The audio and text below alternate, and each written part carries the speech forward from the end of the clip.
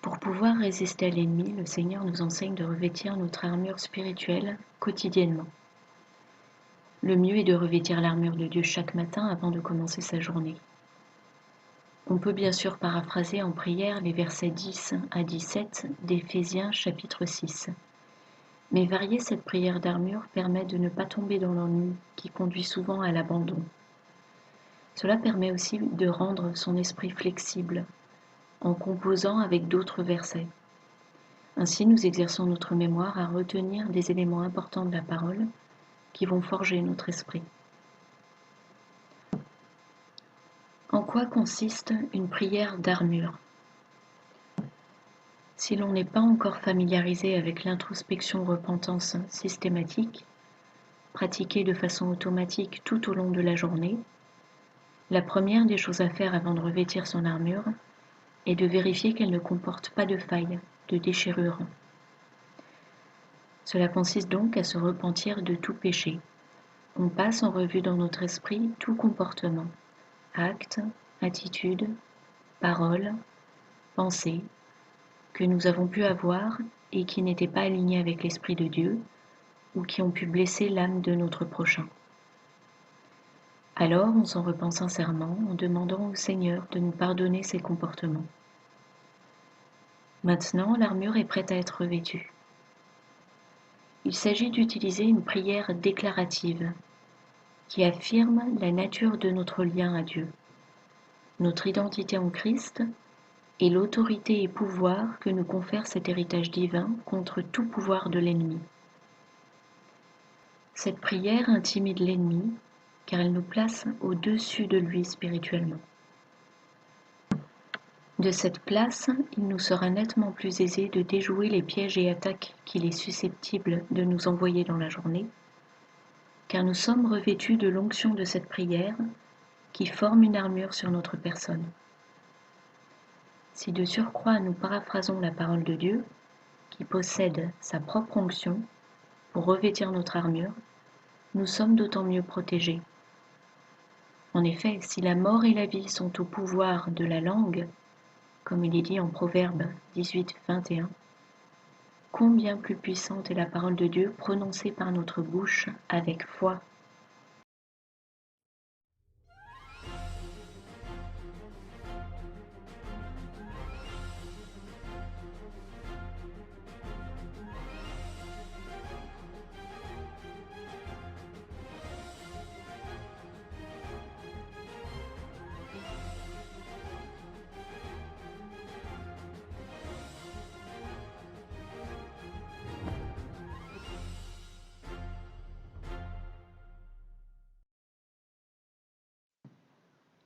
Seigneur Yahoua, ta parole est une lampe devant mes pas, une lumière qui éclaire ma route. Ce que tu as ordonné me ravit, c'est là que je trouve les bons conseils. Je suis là par terre dans la poussière. Rends-moi la vie comme tu l'as promis.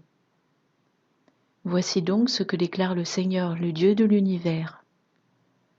Le message que je te confie va être un feu, et ce peuple du bois que ce feu va dévorer. Ma parole est comme un feu, dit le Seigneur Yahoua, comme un puissant marteau qui brise le rocher.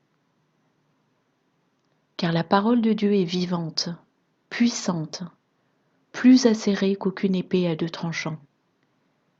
Elle pénètre jusqu'à diviser l'âme et l'esprit, les jointures et les moelles. Elle juge les sentiments et les pensées du cœur. Que les autorités et les puissances qui sont dans les cieux apprennent aujourd'hui par le moyen de l'Église à connaître la sagesse infiniment variée de Dieu, selon le dessein éternel qu'il a réalisé en Jésus-Christ notre Seigneur, à qui nous devons la liberté de nous approcher de Dieu en toute assurance par la foi que nous avons en lui.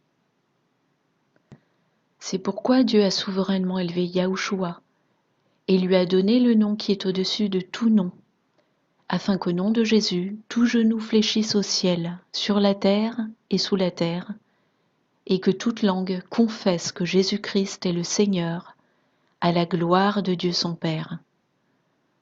Car il est écrit : Aussi vrai que je vis, dit le Seigneur, tout genou fléchira devant moi, et toute langue célébrera les louanges de Dieu. Et c'est ici la parole de Yahuwah à Zorobabel. Ce n'est pas par la violence ni par tes propres forces que tu accompliras ta tâche, mais c'est grâce à mon esprit. Puisque ces enfants ont tous en partage le sang et la chair, Yahushua aussi y a participé également, afin d'anéantir par la mort la puissance de celui qui a l'empire de la mort, c'est-à-dire du diable, et de délivrer ainsi tous ceux que la crainte de la mort tenait dans la servitude pendant toute leur vie.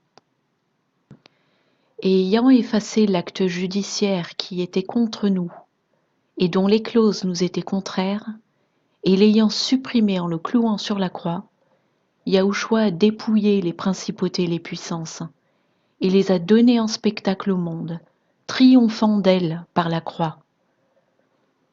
C'est maintenant que le jugement de ce monde a lieu. C'est maintenant que le prince de ce monde est expulsé. Je vous ai donné le pouvoir de fouler aux pieds serpents et scorpions, et toutes les forces de l'ennemi, sans que rien ne puisse aucunement vous nuire. Parce que tout ce qui est né de Dieu remporte la victoire sur le monde. Et la puissance par laquelle le monde est vaincu, c'est notre foi. Qui est vainqueur du monde, sinon celui qui croit que Jésus est le Fils de Dieu?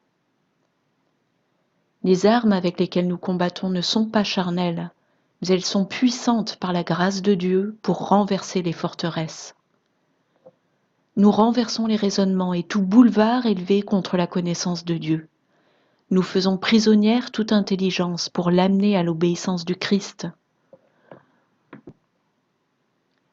Grâce soit rendue à Dieu de ce qu'il nous fait toujours triompher en Christ et répand en tout lieu par notre ministère le parfum de sa connaissance.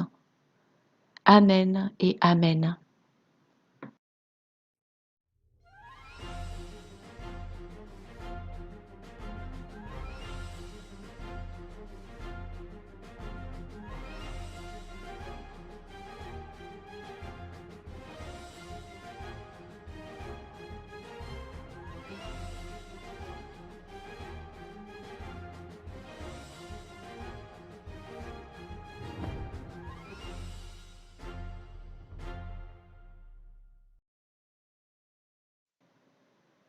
J'utilise mon libre arbitre, ma volonté propre, ma liberté de choisir maintenant. Je prends la décision de me libérer et d'abandonner toute parole négative et humiliante prononcée sur moi-même et sur ma vie.